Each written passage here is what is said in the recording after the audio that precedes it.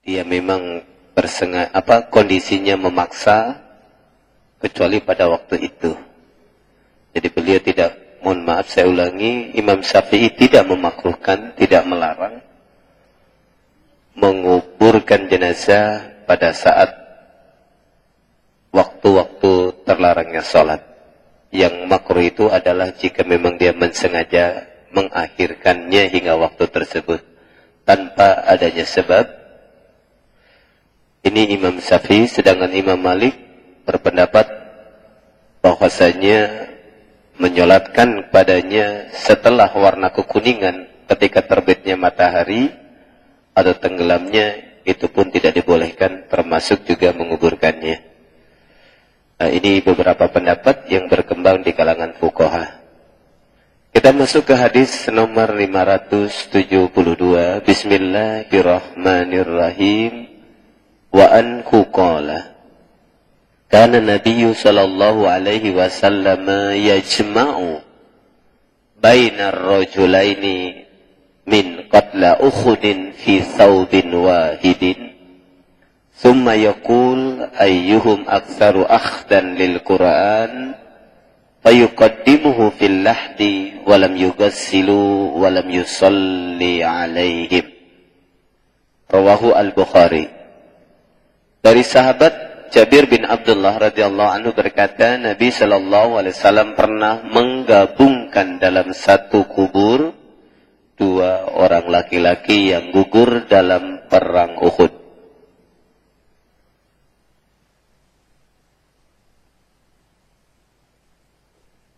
Saya ulangi, menggabungkan dalam satu kubur dua orang laki-laki yang gugur dalam perang Uhud dan dalam satu kain.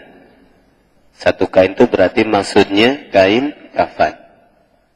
Lalu beliau bersabda, siapakah di antara mereka yang lebih banyak mempunyai hafalan Quran?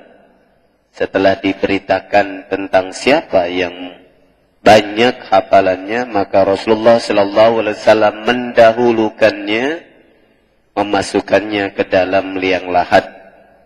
Mereka tidak dimandikan dan juga tidak disolatkan. Hadis ini saudara dan saudari merujuk kepada kitab Sahih Bukhari, hadis nomor 1257 dengan tambahan keterangan.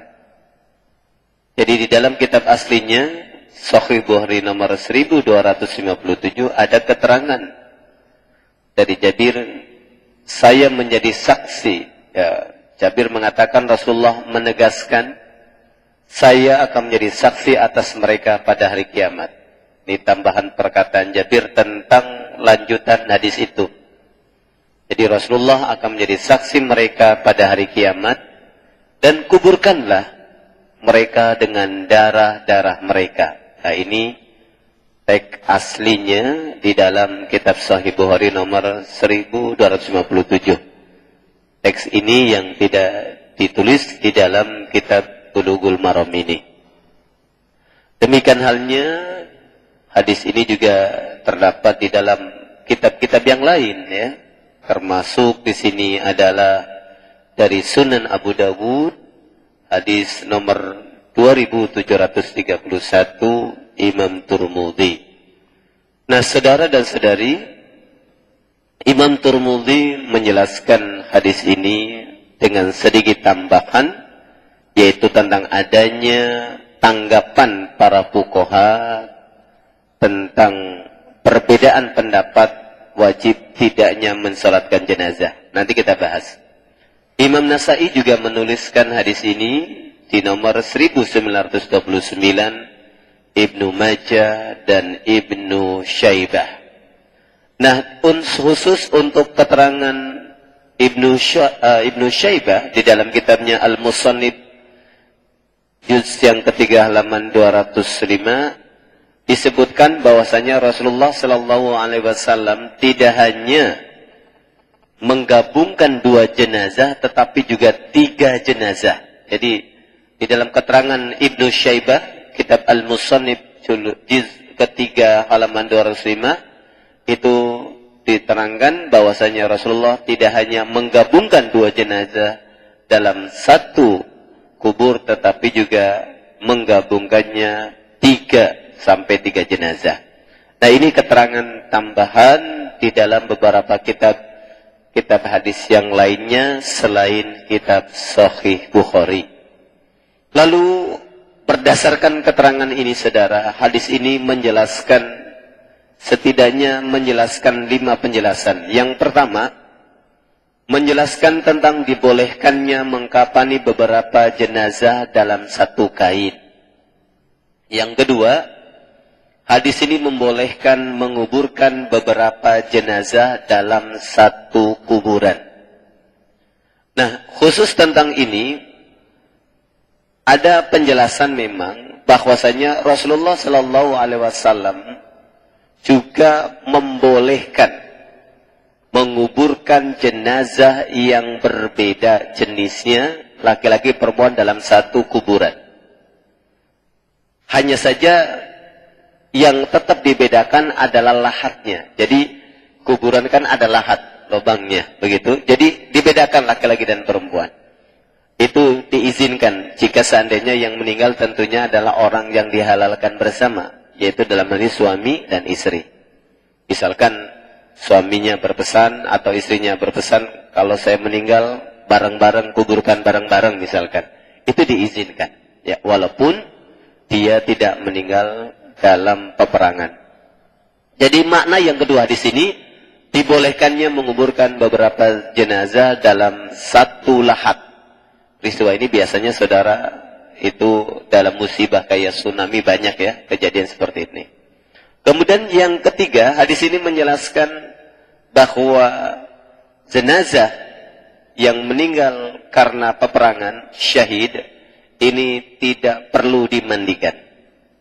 Dan yang keempat, jenazah yang meninggal pada saat peperangan juga boleh tidak disolatkan. Hanya saja untuk masalah mensolatkan ini, sebagaimana keterangan Imam At-Tirmidzi dalam As-Sunannya menyebutkan, ada yang berpendapat tidak perlu disolatkan, ada yang berpendapat boleh disolatkan. Imam Syafi'i dan Ahmad berpendapat orang yang syahid tidak perlu disolatkan. Sedangkan Imam Al-Thawri, ahlu Kufah, Ishaq mengatakan bolehnya mensolatkan jenazah. Ya, jenazah yang meninggal dalam peperangan, alasannya karena Rasulullah Shallallahu Alaihi Wasallam mensolatkan jenazahnya Hamzah. Hamzah ini kan paman beliau. Jadi Hamzah walaupun dia meninggal dunia saat perang begitu, bahkan kita membaca dia kan dicabik-cabik ya. Itu ternyata Rasulullah mensolatkan. Ini yang kemudian dijadikan hujah oleh Imam Ahlu Kufah. Kemudian Imam Al-Thawri, Imam Ishaq membolehkannya mensalatkan jenazah. Jadi dengan demikian ini memang pilihan ya. Kalau sebagian mengatakan tidak perlu, sebagian boleh ya, tapi tidak sampai jatuh haram begitu. Kemudian yang kelima, dalam hal 2 jenazah disatukan dalam satu lahat, maka hendaklah didahulukan orang yang paling solih. Nah ini makna yang kelima hadis ini.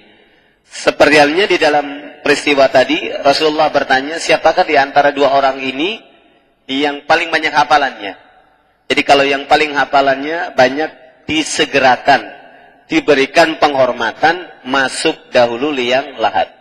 Jadi memasukkan orang ke dalam kuburan pun termasuk salah satu bentuk penghormatan. Jadi Islam menghormati mayat, tidak hanya melalui pensikapannya saat memandikan, mengkafani ya, atau menyolatkan, tetapi menguburkannya pun salah satu bentuk penghormatan. Itulah sebabnya orang-orang yang memiliki hafalan atau soleh, kalau dia meninggal dalam satu medan perang begitu, lalu di antara sekian banyak siapa yang paling banyak, maka dia diizinkan dimasukkan dalam kuburan, tapi yang pertama begitu didahulukan. Dan tentunya seperti penjelasan sebelumnya, Ibnu Syaibah, Musannif Ibnu Syaibah mengatakan bahwasanya tidak hanya 2 orang di dalam dalam satu kuburan, tetapi juga boleh beberapa orang, bisa 3 orang sekaligus gitu, dan seterusnya. Hanya saja kalau yang berbeda jenis kelamin, itu lahatnya yang dipisahkan. Jadi tidak boleh satu lahat. Satu lahat itu artinya kalau ini makam dikasih pembatas tanah, jadi kan yang namanya lahat kan lebih dalam, maka simpankan istrinya di sampingnya.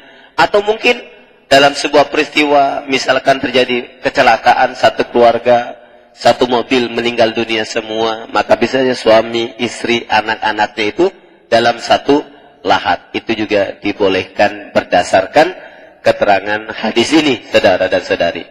Dan kembali penghormatan kepada jenazah dalam bentuk penguburan ini pertama kali di dalam beberapa riwayat itu dicontohkan oleh malaikat ketika Nabi Adam alaihissalam meninggal dunia. Jadi Nabi Adam ketika meninggal dunia itu diurus jenazahnya oleh malaikat, dan setelah dikuburkan, bahkan di dalam beberapa keterangan Nabi Adam itu oleh malaikat dikasih cairan semacam membalsem begitu. Wallah alam bisawab bentuknya apa. Jadi dimandikan, dibalsem, dikafani, disolatkan, dikuburkan, terakhir kemudian para malaikat mengatakan hadza sunnatukum, inilah sunnah bagi kalian. Nah, saudara-saudari iwan billah rahimakumullah, ini 5 pelajaran yang bisa diambil dari hadis nomor 572. Yang pertama tadi adalah pelajaran tentang dibolehkannya mengkafani jenazah dalam satu kain, ya. Sehubungan dengan peristiwa tentang ini disebutkan bahwasanya di antara kain yang pernah digunakan oleh sahabat Jabir bin Abdullah ketika bapaknya meninggal adalah menggunakan kain namirah. Jadi pakai kain namirah itu semacam kain yang bahannya berbulu. Jadi semacam bahan bukan kain mori lagi, bukan kain kafan, saudara. Jadi selimut bergaris yang terbuat dari wol. Itu kesaksian dari sahabat Jabir bin Abdullah ketika orang tuanya meninggal dalam perang Uhud. Jadi dia dengan beberapa orang disatukan dalam satu kain. Jenis kainnya adalah kain namirah. Kain namirah itu adalah kain yang berbahan baku wol. Dengan demikian, untuk jenazah mati syahid, saudara, peperangan tidak mesti menggunakan kain kafan. Dan berarti tidak mesti kain yang berwarna putih. Nah, ini kelebihan-kelebihan yang diberikan kepada jenazah meninggal dalam medan syahid. Jadi kembali pelajaran pertama menjelaskan tentang bolehnya mengkafani beberapa jenazah dengan satu kain, termasuk diantaranya kain ini tidak mesti kain putih atau kain dari kursuf, tetapi juga boleh menggunakan kain lain. Dalam hal ini adalah kain namirah berbahan baku wol, ya, atau dari selain kapas. Kedua, bolehnya menguburkan beberapa jenazah dalam satu kuburan. Untuk laki-laki dan perempuan dibedakan lahatnya saja. Tapi kalau sama-sama laki-laki itu boleh disatukan. Kemudian yang ketiga untuk jenazah yang meninggal dalam peperangan tidak perlu dimandikan. Sedangkan yang keempat untuk jenazah meninggal dunia dalam peperangan juga tidak perlu disolatkan. Hanya untuk masalah ini ada sedikit perbedaan pendapat di kalangan fuqaha. Karena Rasulullah pernah menyolatkan jenazahnya sahabat Hamzah bin Abdul Muttalib. Dan terakhir yang kelima adalah bentuk penghormatan kepada jenazah yang meninggal bersama-sama. Maka hendaknya orang yang paling soleh itulah yang didahulukan. Sekalipun misalkan dalam satu keluarga, ibu bapak anaknya meninggal berbarengan begitu. Tapi anaknya yang hafal Quran, bapaknya tidak hafal Quran. Maka sebaiknya yang diturunkan adalah anaknya dulu yang hafal Quran. Nah, ini saudara dan saudari pelajaran yang bisa kita bahas pada malam hari ini. Silahkan jika ada yang perlu didiskusikan sehubungan dengan masalah ini atau masalah-masalah yang lainnya, insya Allah jika memungkinkan bisa dijawab pada hari ini, dan jika tidak insya Allah menjadi PR pada sesi yang akan datang. Silakan. Walaupun minkum walhamdulillahi rabbil alamin. Baik, silakan sahabat-sahabat untuk menyampaikan pertanyaan. Dan bagi sahabat-sahabat yang menyimak lewat internet, diketik di message, insya Allah nanti akan dibacakan. Yang sudah masuk adalah dari Ahwat. Ustadz, apakah sholat istiqoroh untuk menambah atau meneguhkan hati terhadap pilihan atau sesuatu hal yang akan kita kerjakan cukup sekali dilakukan atau berkali-kali? Karena ada kasus, contoh dalam hal menentukan pilihan pasangan hidup, ada yang istiqoroh untuk bertaruh, kemudian akhirnya hitbah, tapi tidak jadi pernikahan.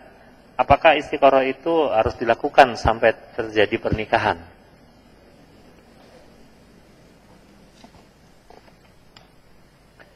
Yang berikutnya, ada yang bilang sholat duha itu lebih baik pada waktu akhir 1 jam mendekati sholat zuhur. Benar atau tidak? Apakah ada dalilnya, Ustaz?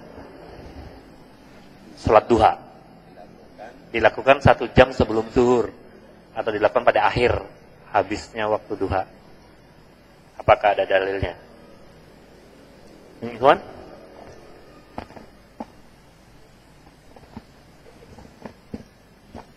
Assalamualaikum warahmatullahi wabarakatuh. Mau nanya tentang masalah wasiat Nabi ketika beliau sakratul maut kepada para sahabat. Ustaz, mohon penjelasannya. Assalamualaikum warahmatullahi wabarakatuh. Maaf Ustaz, tadi Ustaz menerangkan Rasulullah pernah menyolatkan seorang marbot di pemakaman itu. Yang saya tanyakan itu hadisnya dalam riwayat apa dan kitab apa, Ustaz? Ya.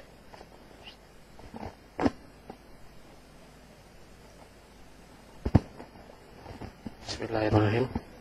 Ini saya masih bingung, Ustaz, yang 572 ini. Kan 2 jenazah disatukan dalam 1 kain. Tapi yang satu dimasukin duluan. Gimana caranya? Ya kan? Aneh gitu. Nah, pertanyaan saya yang kedua, ini nggak ada hubungannya sih, cuman saya bingung aja. Itu arti tauhid uluhiyah sama rububiyah itu apa, Ustaz? Lalu yang ketiga, ini batasan seorang yang Al-Quran yang kaburok matan itu, yang celaka orang berbicara tapi tidak melaksanakan, itu batasannya seperti apa? Syukran, Ustaz.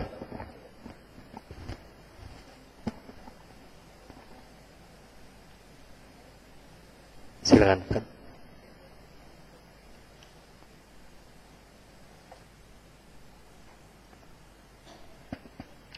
Terima kasih beberapa pertanyaannya. Yang pertama tentang batasan istikharah, apakah cukup sekali atau berkali-kali? Sebenarnya saudara dan saudari, istikharah itu adalah salah satu ikhtiar mendapatkan bimbingan Allah. Dan ikhtiar ini yang terbagus adalah sampai betul-betul kita meyakini proses itu berjalan dengan baik. Jadi dalam kasus tadi istikharah untuk ta'aruf tetapi tidak jadi nikah, ya memang sebaiknya istikharah itu dilakukan tidak hanya cukup sekali, ya, bisa berkali-kali, ya, karena itu bagian dari ikhtiar kita, ikhtiar mendapatkan jawaban dari Allah Subhanahu wa Ta'ala tentang apa yang menjadi pilihan kita. Dan tentunya ikhtiar ini dilakukan biasanya karena ada kebimbangan akan proses yang dijalaninya, karena memang kita tidak memiliki pengetahuan tentangnya. Tetapi kalau memang kita paham tentang pilihan kita dan memang kita yakin betul dengan apa yang menjadi pilihan kita, maka ya di sini bukan istikharah tentunya, tetapi memohon peneguhan hati kepada Allah Subhanahu wa Ta'ala. Tetapi kalau istikharah adalah proses pemilihan dalam ikhtiar kita mencari yang terbaik, begitu. Karena pada dasarnya hanya Allah sajalah yang tahu yang paling baik, dan mudah-mudahan tentunya kita mendapatkan yang terbaik. Jadi jawabannya adalah silahkan saja, atau jika memang diperlukan istikharah sampai saat nikah tiba. Begitu nikah berarti memang itu sudah jadi. Kedua, tentang salat mengakhirkan salat duha. Saya belum mendapatkan dalil atau penjelasan tentang harus mengakhirkan salat sunat duha. Jadi mohon maaf, saya tidak mendapatkan atau belum mendapatkan keterangannya. Tetapi sepengetahuan saya bahwa salat duha itu memang kan Rasulullah mengatakan sebaiknya adalah waktu ketika matahari sudah mulai agak naik, sehingga anak unta sudah mulai merasa kepanasan. Nah itu. Tinggal bagaimana menerjemahkan kalimat itu, mempraktekannya, ya ini perlu pemahaman tentang kondisi. Karena panas di zaman Rasulullah, panasnya matahari dengan di sini kan berbeda. Jadi kalau di Jakarta mungkin atau mungkin di daerah-daerah yang tinggi ya, contoh misalkan di daerah Cipanas sana, jam 8 belum panas matahari ya. Berarti kalau nunggu sampai kepanasan jam berapa dong? Jam 10 lewat berarti, atau jam 11 bisa jadi. Wallah alam bisawab. Tapi kembali itu kalau di daerah Cipanas. Tapi kalau Anda pernah ke daerah Alahan Panjang, duhur aja nggak begitu panas. Jadi kapan dong duhannya? Itu artinya perlu pemahaman geografis. Kalau Rasulullah mengatakan ketika matahari sepenggalan naik dan kemudian anak unta sudah kepanasan, berarti ini ukurannya, barometernya apa yang terjadi di Mekah atau di Madinah. Dan dengan demikian, ya sebaik-baiknya adalah kalau kita menggunakan ukuran bukan panasnya, tetapi dasar mataharinya itu sendiri. Jadi kalau sudah mendekati zuhur, ya itu bukan waktu yang terbaik, bahkan kan terlarang begitu ya, karena pas mataharinya itu. Nah, saudara dan saudari, Rasulullah menegaskan tentang sholat duhur sendiri dengan mengatakan abdidu bis sholah. Jadi kalau lagi panas sekali mendekati Rasul mengatakan tunda sholat. Lianna syiddatal hari min taihi jahannam, karena begitu panasnya matahari itu termasuk dari percikannya api neraka. Makanya Rasulullah menganjurkan yang namanya sholat duhur itu bukan pas matahari tengah, tapi sedikit bergeser, itu waktu duhur, bukan pas matahari di tengah-tengah sekali. Dan tentunya ini berkaitan dengan masalah panas ya. Saya tentang apakah ada dalil harus mengakhirkan sholat duha, ini belum ada, saya belum menemukan keterangannya. Jadi untuk sementara sepengetahuan saya adalah tidak ada keterangan seperti ini. Kemudian wasiat Nabi tentang sakaratul maut. Kalau kita membaca memang ada beberapa penjelasan saudara ya. Ada yang mengatakan umati juga ada itu. Terus ada juga, mohon maaf, bagi sebagian masyarakat juga pernah mendengarkan Rasulullah berwasiat tentang dua, yaitu jika meninggalkan berpegang dengan keduanya, taraktu fikum amro, ini juga itu salah satu wasiat Rasulullah menjelang meninggal. Jadi ada beberapa riwayat. Riwayat yang pertama menjelaskan wasiat Rasulullah tentang sholat, ummati sholat as-salah. Keterangan yang kedua tentang meninggalkan dua urusan. Sedangkan mohon maaf, bagi orang Syiah memahaminya bukan itu, karena dia berwasiat tentang ahli baitnya. Nah ini memang ada tiga keterangan yang berbeda tentang sakaratul mautnya Rasulullah Sallallahu Alaihi Wasallam, tentang wasiat. Nah dari ketiga-tiganya semuanya berpendapat memang ada keterangan dalilnya. Orang Syiah berkukuh dengan wasiat itu, bukan aku meninggalkan dua urusan, begitu, tapi yang meninggalkan adalah ahlul baitnya yang tinggalkan. Seperti itu juga ada. Nah dengan demikian, kalau kita bicara apa sih wasiatnya Nabi tentang sakaratul maut? Yang jelas wasiat yang paling utama dan utama bagi kita adalah wasiat yang dengan wajiban kita menegakkan ajaran Allah. Lalu apa wasiat yang berkaitan dengan penegakan ajaran Allah? Yaitu selamatnya orang dengan berpegang teguh pada keterangan Allah, Quran dan As-Sunnah, ya. Dan juga refleksi dari itu adalah salat. Jadi itu dua-duanya bisa digunakan. Atau kalau kita mau berlapang dada terhadap adanya perbedaan, sebenarnya tiga-tiganya bisa diakomodir, yaitu wasiat tentang sholat, tentang berpegang teguh Quran dan Sunnah, ada juga berwasiat berbuat baik kepada keluarga Rasulullah.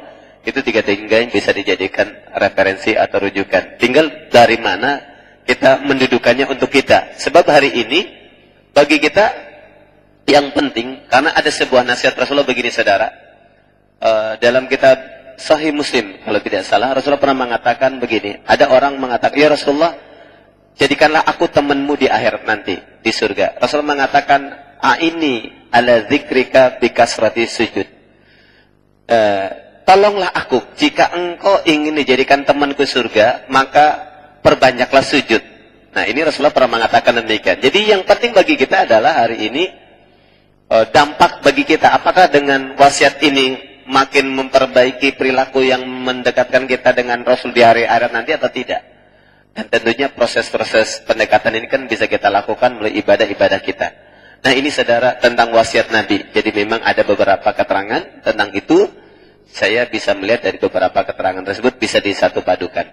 Kemudian tentang meriwayatkan, ini kutipan ini saya ambil dari syarah Imam Nawawi, bahwasanya Imam Nawawi menjelaskan tentang kenapa Rasulullah Shallallahu Alaihi Wasallam melakukan salat itu, ya nanyain marbot, kemana marbot, kok nggak ada, oh dia sudah dimakamkan duluan begitu. Kenapa tidak adzan tumuni, lalu Rasulullah menuju kuburannya. Itu keterangan, saya mendapatkan keterangan Nawawi. Tapi nanti hadis pasnya siapa, insya Allah akan saya sampaikan pada sesi yang akan datang. Mudah-mudahan tidak terlewat saudara ya. Tapi yang jelas malam hari ini saya hanya bisa menjelaskan, saya temukan keterangan ini di dalam kitab Syarah Nawawi. Kalau Syarah Nawawi berarti kitab Muslim. Cuman hadis berapanya ini yang belum bisa diterangkan, belum saya sampaikan pada malam hari ini. Insya Allah pada sesi yang akan datang, mudah-mudahan Allah berikan kemudahan kepada saya untuk mendapatkan teks matan hadisnya. Kemudian jenazah dimakamkan dalam dikapani dengan satu kain, tapi dimakamkannya dulu. Bagaimana? Jadi begini saudara, cara Rasulullah mengkafani jenazah untuk sama dengan kasus yang terjadi pada Abdullah bin Ubay. Jadi dikapankannya itu bukan saat di atas saudara. Jadi jenazahnya dimasukkan dulu, lalu ditutupin kainnya begitu dalam satu kain, baru dikubur. Baru diisi pentanah. Itu caranya begitu. Karena kalau untuk laki-laki itu kan boleh tidak dalam dua lahat. Beda dengan perempuan kan, kalau suami istri dia dipisahkan dengan lahat. Otomatis nggak bisa nutupnya kalau pakai lahat. Karena kan jeglongan begitu kainnya. Tapi kalau sama-sama meninggalnya Uhud begitu, siapa dulu? Jadi dimasukkan di dalam tanah dulu, lahat baru ditutupin kain, baru ditutup. Itu maksud mengkafan itu begitu. Dan ini berlaku seperti kasus Abdullah bin Ubay, karena di peristiwa Abdullah bin Ubay kan ada beberapa keterangan. Ada keterangan yang mengatakan itu dikasih kain kapan sebelum disolatkan. Ada juga Rasulullah mengatakan baru dikasih gamisnya setelah di dalam kubur. Nah, itu begitu. Jadi dengan demikian, yang dimaksud mengkapani meninggal di dalam orang meninggal perangan dalam satu kain itu artinya dilakukan setelah jenazah berada di dalam lahat, bukan sebelumnya. Sebab kalau di atas susah, dua-dua diangkat, siapa duluan gitu.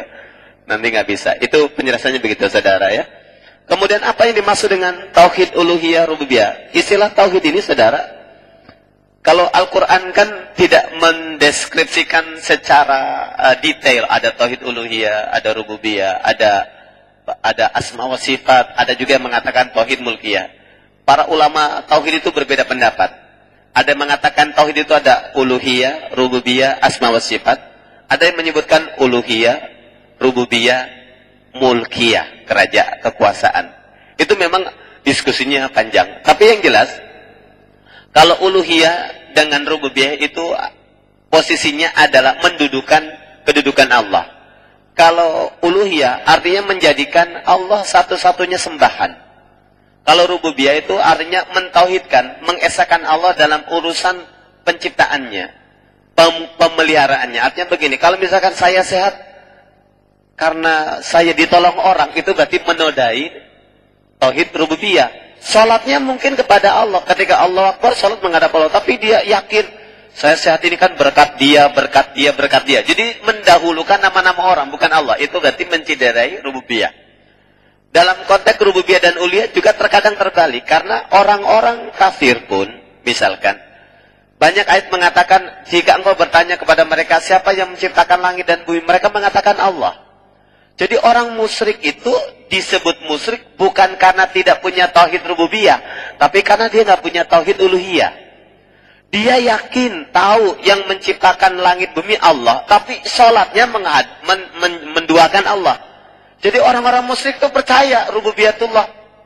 Makanya ada juga orang ditanya, sekarang yang mohon maaf kalau ditanya orang buat sesajen. Sesajen kepada siapa? Ke Nyi Roro Kidul misalkan. Dia tahu yang menciptakannya adalah Allah, tetapi dia berbagi melalui. Jadi menciptakan mediasi untuk ketemu Allah melalui ritual-ritual yang bertentangan, ini menjadi syirik. Karena apa? Karena memang ada perilaku yang dilarang. Itulah sebabnya seorang muslim itu harus bersih. Yakin yang memelihara saya Allah, yang menyelamatkan saya Allah. Bukan saya selamat karena si A, si B, si C, enggak begitu. Yang kedua, sholatnya pun menuju Allah. Makanya kalau sholatnya kepada Allah, jangan sholatnya kepada Allah, lalu setelah berdoanya lewat orang yang sudah mati. Itu juga merusak uluhiyah dan rububiyah. Jadi begitu. Yang berbeda antara uluhiyah dan rububiyah, uluhiyah itu mentauhidkan dalam hal penyembahannya, ritualitasnya. Kalau rububiyah mengesahkan Allah dalam keyakinan ada tidaknya pemeliharaan Allah dalam segala urusan kita. Itulah sebabnya kita juga dilarang, saudara, misalkan kalau kita berencana, saya bisa, tapi Allah mengharuskan membaca insya Allah. Kenapa? Karena dalam proses waktu itu kan Allah yang memiliki waktu. Jangan sampai kita mendahului Allah, memastikannya, akhirnya kita tidak mampu menjalankannya. Itu pun bisa melanggar. Jadi itu beda uluhiyah dan rububiyah. Sedangkan yang ketiga, asma wa sifat. Asma wa sifat itu adalah pemberian nama. Makanya ada yang melarang orang menggunakan nama Allah. Jangan misalkan namanya Goni. Goni itu kaya. Allah Goniyun. Gak boleh namanya Goni. Namanya Rahim. Pakai harus Abdur Rahim. Itulah sebabnya kalau ada nama Abdurrahim jangan dipanggil Rahim.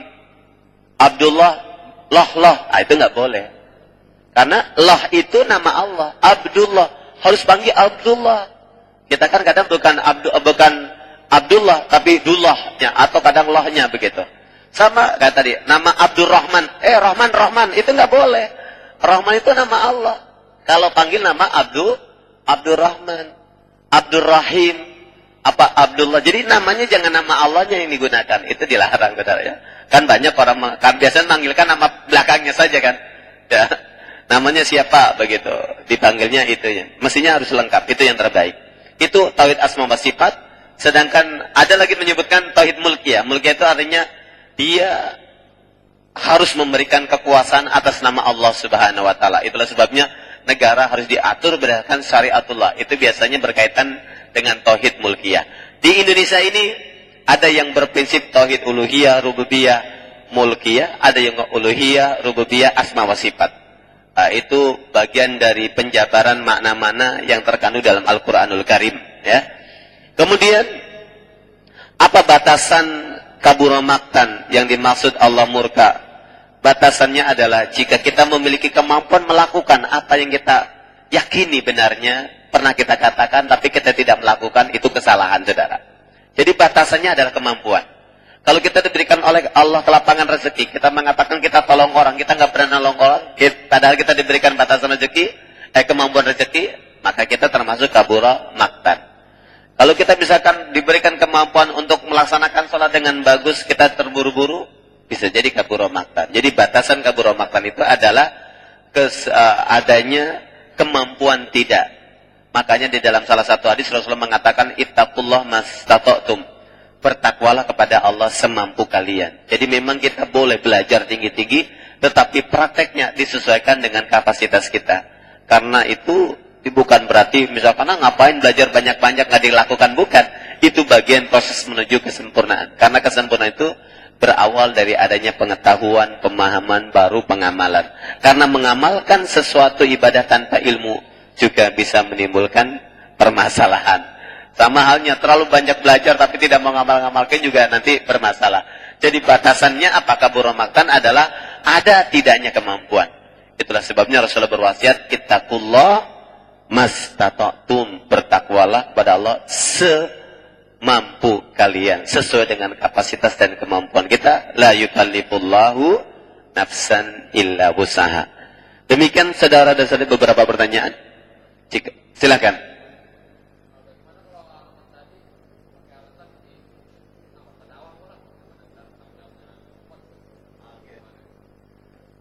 Jadi begini saudara,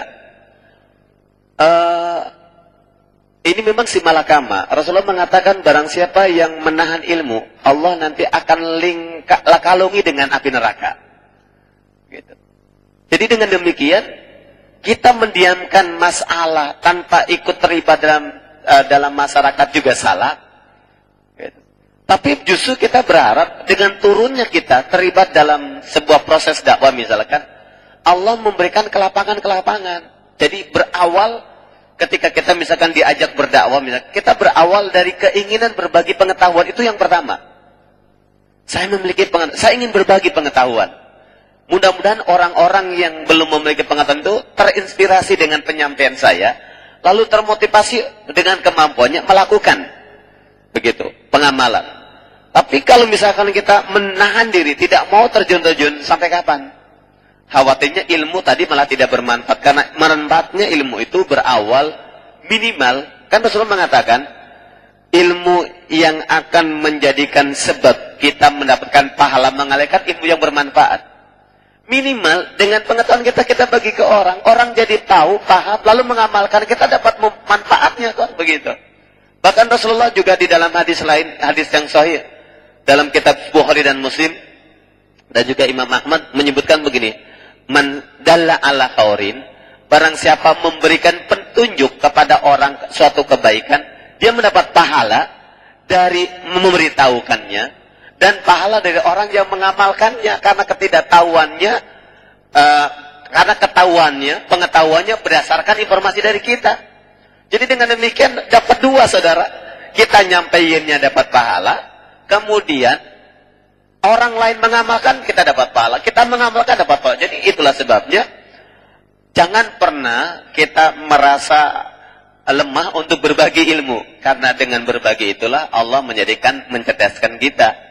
Jadi mohon maaf, yang menjadikan kita mampu seperti ini, itu kan karena proses perjalanan. Begitu. Mungkin awal-awalnya kaku, kikuk, begitu.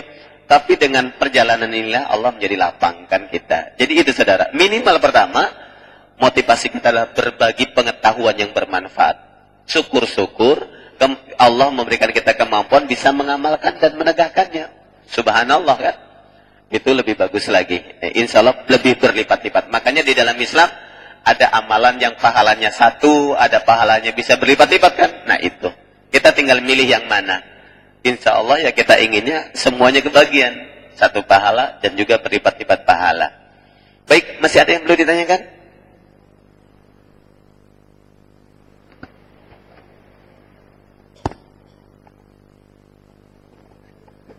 Assalamualaikum warahmatullahi wabarakatuh. Apakah kalau kita melewati pemakaman yang non muslim masih disunahkan untuk baca doa yang melewati pemakam? Itu aja sih Ustaz. Makasih. Assalamualaikum warahmatullahi wabarakatuh.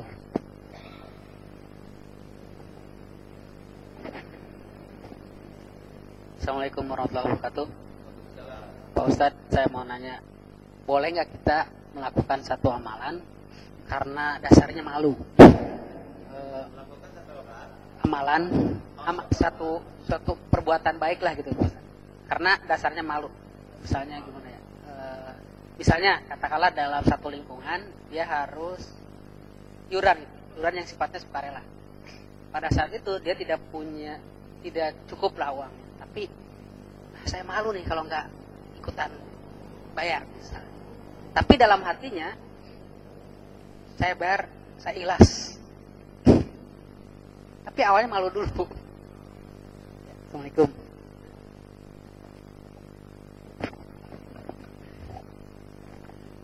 Yang ini dari Adi Setiawan yang menyimak dari internet. bertanya tentang maksud dari bisa menceritakan nggak Ustadz tentang sejarah Islam kejawen? Ini kalau yang diketik di sini hakikat dibanding syariat. Saya kurang mengerti maksudnya ini, rekan sahabat Adi, coba diperjelas lagi lebih khusus. Tapi intinya mungkin asal usulnya atau bagaimana dengan Islam kejawen. Baik, terima kasih atas beberapa pertanyaan. Yang pertama, kalau kita memakamkan non-muslim, tentu tidak harus berdoa. Berdoa itu, tasbih itu untuk muslim. Penghormatan kepada orang non-muslim boleh, tapi caranya dengan refleksi perilaku saja. Seperti ada jenazah, kita menghormatinya berdiri, tapi bukan dengan doa, begitu. Karena kalau doa itu babnya lain, begitu. Hanya berlaku sama muslim saja kalau doa kepada jenazah. Kalau untuk non-muslim, termasuk diskusi kemarin, Rasulullah menghadiri pemakamannya bukan sahabat, Abdullah bin Ubay. Kan ceritanya Rasulullah pernah mendoakan, kan hanya dilarang kan. Alasannya kan awalnya, kan mendoakan tidak diterima ini. Tapi kemudian turunlah ayat yang dibahas pada waktu itu. Jadi ayatnya tidak boleh sama sekali. Dengan demikian, penghormatan kepada jenazah non-muslim itu hanya diizinkan dalam bentuk refleksi perbuatan saja. Seperti kita berdiri ketika datang jenazah, atau ketika mereka kita kenal, kita menghadiri pemakamannya pun, misalkan sekedar mengingat kematian untuk kita, itu pun masih dimungkinkan. Tapi kalau mendoakannya tidak boleh, hanya khusus orang muslim saja. Ini bisa jelas ya? Nah, kalau melewati kuburan, kan doanya minal muslimin wal muslimat, ya kan? Assalamualaikum ya ahla diyar minal muslimin wal muslimat. Hanya untuk orang Islam dan muslimat.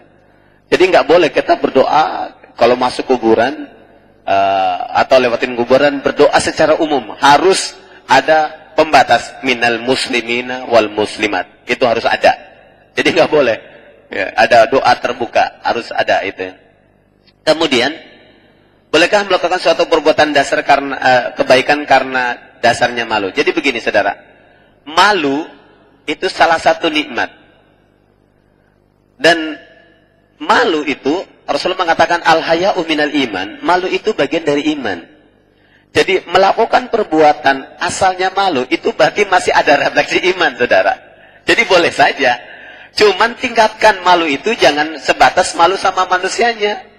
Itu yang perlu diolah hatinya ya. Jadi tidak hanya malu nggak enak sama dia, tapi makanya barengi rasa malu itu dengan ya Allah ampuni hamba karena bisa ngasih gini.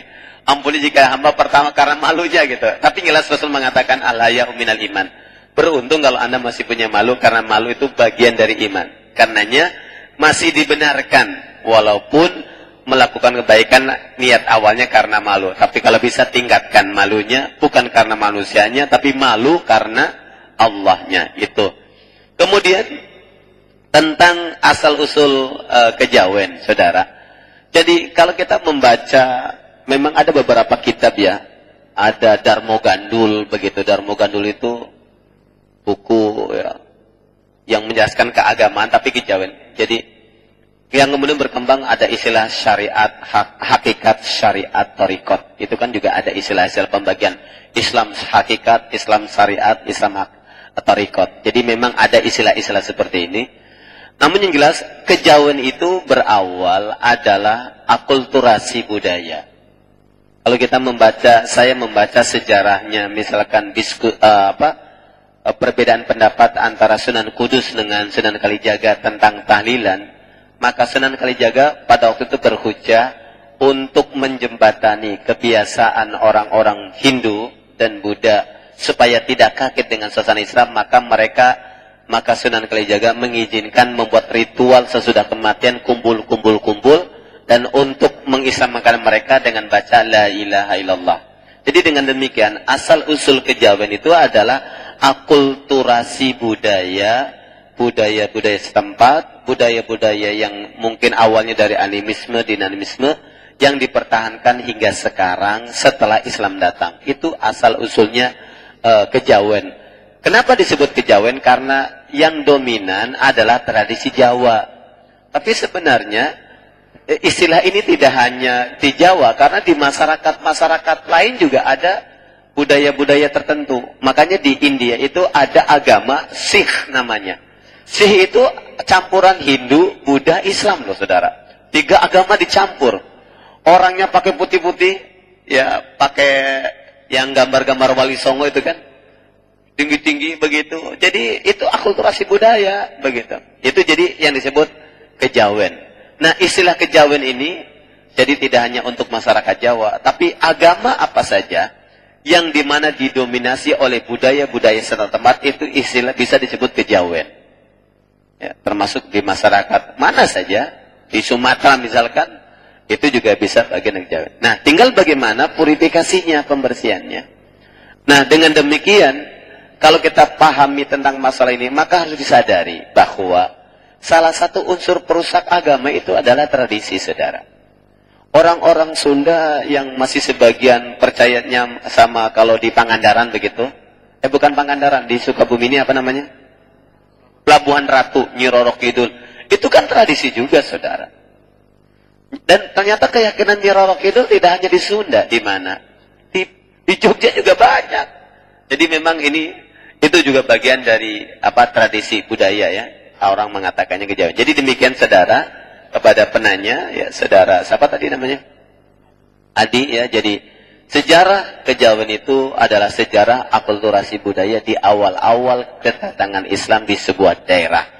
Akulturasi dengan budaya Jawa atau budaya apa saja setempat yang kemudian dipertahankan hingga hari ini, itu termasuk bagian dari Islam yang bercampur. Nah, tinggal bagaimana sikap kita. Makanya pengetahuan tentang budaya juga perlu, saudara ya. Tujuannya apa? Supaya kita paham, jangan sampai terjebak kepada kebiasaan-kebiasaan yang salah. Termasuk seperti keyakinan di dalam agama Hindu dan Buddha, itu mayat jenazah orang meninggal dunia kalau masih 7 hari masih muter-muter di tempat, 40 hari minta izin keluar rumah. Kemudian kalau sudah sampai 100 hari laporan pertama ada, oh saya udah bagus. Nanti ada nyatus, ada nyewu dan lain-lain. Itu ceritanya ibarat sudah sukses, dia datang mau jalan-jalan, oh rohnya datang. Cuman diyakini ada rohnya, padahal sih iya, kalau dia tersiksa kan tersiksa, saudara ya. Apalagi jenazahnya bukan Islam misalkan. Nah, jadi demikian ya saudara dan saudari yang bisa kita bahas pada malam hari ini. Demikian saja karena waktu juga sudah hampir 8:30. Kita akhiri kebersamaan kita dengan bermunajat mohon ampun kepada Allah Subhanahu wa taala. Kita mulai dengan istighfar. Astagfirullah ya Rahman ya Rahim ya Aziz ya Jabbar ya Mutakabbir subhanaka inna kunna minal zalimin. Allahumma inna nas'aluka bi anna nashhadu annaka antallah la ilaha illa anta al-ahadus samad lam yalid wa lam yulad wa lam yakul lahu kufuwan ahad. Allahumma akhrijna min dhulumatil wahmi wa akrimna bi nuril fahmi waftah alaina bima'rifatik wasahil lana abwaaba fadlik birahmatika ya arhamar rahimin. Allahumma arinal haqqa haqqan farzuqna ittiba'ah wa arinal batila batilan farzuqna ijtinabah. Rabbana ati anfusana taqwaha wa zakkiha anta khairu man zakkaha anta waliyuha wa anta maulaha. Allahumma inna na'udzubika minal hammi wal hazan wa na'udzubika minal azzi wal kasal wa na'udzubika minal jubni wal bukhli wa na'udzubika minal kufri wal faqri wa na'udzubika minal ma'sami wal maghrami wa na'udzubika min syarril mahya wal mamati wa min fitnatil masihid dajjal. Rabbana la tuzigh qulubana ba'da idh hadaitana wa hab lana min ladunka rahmah innaka antal wahhab. Rabbana atina fid dunya hasanah wa fil akhirati hasanah wa qina adzabannar. Kita akhiri dengan membaca doa kifaratul majlis. Subhanakallahumma wa bihamdika asyhadu an la ilaha illa anta astaghfiruka wa atubu ilaik. Wa lakum minkum walhamdulillahi rabbil alamin. Assalamualaikum warahmatullahi